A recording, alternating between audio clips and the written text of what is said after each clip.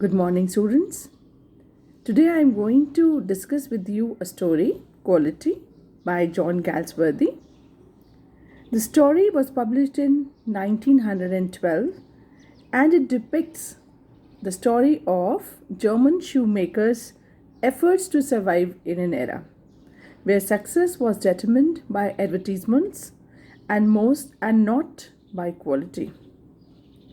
We rarely get to see a lot of struggle in the lives of not only this shoemaker, but actually it is through the shoemaker the writer has tried to portray the condition of craftsmen in the country when industrial revolution has made a strong foundations everywhere.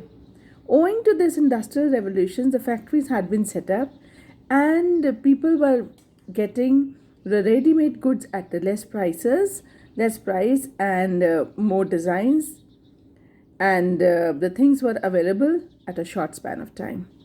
So this not only provided the things to the people quite quickly, but also what happened? It really took away the employment. It took away the employment and the job from many of our skilled labor. So, for a short span of time, for some time, they tried to cope up with the emerging situation. But what to do? But what to do if the condition keep on continuing, or if the condition is a prolonged condition and it's not going to vanish like this? So every craftsman, you can think, that had struggled the way the shoemaker had struggled. Either you compromise with the quality, and if you do not compromise with the quality, then be ready that your existence will be taken away. So this is what we see in the story, the quality. This Jessler brother was sticked to the quality of the shoes they used to provide to the people. They did not compromise with the time. They did not compromise with the quality. They did not compromise with their skill. They did not compromise with the interior decoration of their shoe shop, and hence their place was taken up by another firm that had really made a great place in the city. These people die of slow starvation. They had to sell their shop. But they did not compromise with the quality of the shoes they made. They did not compromise with anything, and hence they thought of dying. They were ready to accept anything, but not ready to accept any complaint from anybody. So the story says, the narrator's acquaintance with Jessler brothers, who owned a shoe shop in West End London, was quite old. The business was run by two brothers, the younger of whom is referred to Mr. Jessler, and who's the main character of the story. The narrator used to visit Jessler brothers from his youth, when his father used to send him to get his shoes made by him. The Jessler brother owned two shops, combined into one with a board, Jessler brothers.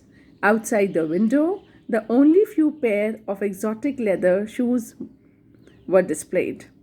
Jesters were different from the other shoemakers. They never compromised the quality.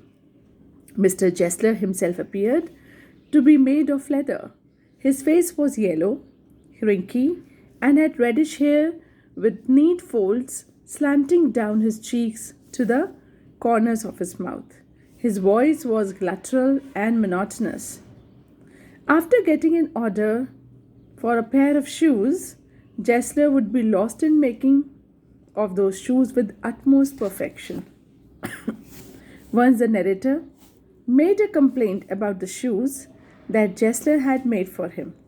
He said that the shoes had created a great trouble and the shoes had creaked.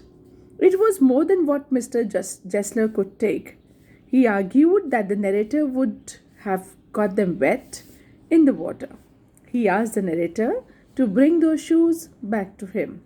He would either repair them or take off the bill if they could not be repaired.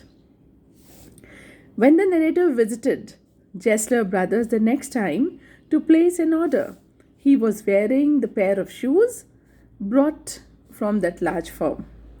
Mr. Jessler at once recognized that those shoes were not made by him and pressed a finger on the place where it pinched the narrator, where the narrator was finding the trouble.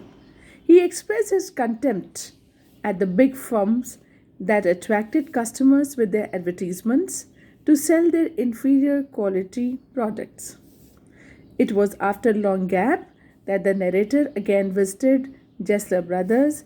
By this time, the elder Jessler had died, and the new shop had come in place of one of the two rooms that was earlier part of Jessler Brothers' showroom. Again, narrator visited Jessler Brothers after 5 years. This time, Mr. Jessler had grown feeble and old, and his business had been all-time slacker. Having praised his boots as usual, the narrator spent time with Mr. Jessler and returned after ordering 4 pairs of shoes. Mr. Jessler had grown so old that narrator did not expect that the shoes would be delivered, but they arrived. 4 pairs of shoes, the best ever, at the same rate. The narrator sent him a check that he himself signed. When the narrator visited Jessler Brothers the next time, neither Jessler's shop nor Mr. Jessler was there. The old man had died of slow starvation. There had come in place of Jessler Brothers a new shop that made shoes for the royal family. The young man at the shop informed the narrator that Mr. Jessler's slow death was due to starvation, but he confessed that Mr. Jessler made good shoes.